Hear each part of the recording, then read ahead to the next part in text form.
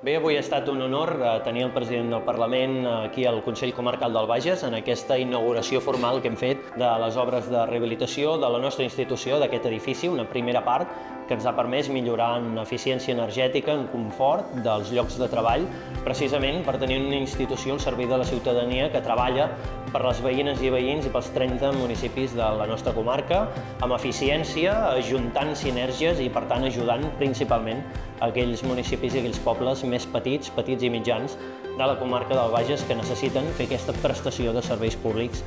d'una manera conjunta. Per tant, un plaer immens comptar amb el president del Parlament, que a més és també un reconeixement a la feina que es fa des del món local, des dels 30 ajuntaments de la comarca i, evidentment, des del Consell Comarcal del Bages. És exactament això. Aquest és un Consell Comarcal molt potent, que ha entès quina era la seva funció de garantir, per una banda, la cohesió territorial,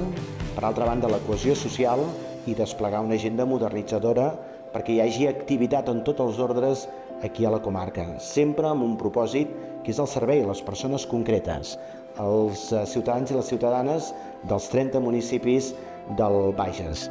I el que deia, avui els Consells Comarcals, president, són una eina fonamental per garantir la cohesió social, la igualtat d'oportunitats a la ciutadania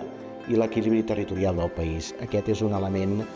bàsic. A més, aquest nou equipament és un equipament pensat en gran i d'un Consell Comarcal que ha entès que un dels grans reptes que tenim és el canvi climàtic i, per tant, hem construït un equipament, l'hem reformat en termes de resiliència climàtica per donar exemple, insisteixo, al servei de la gent. I vull acabar, alcalde i president,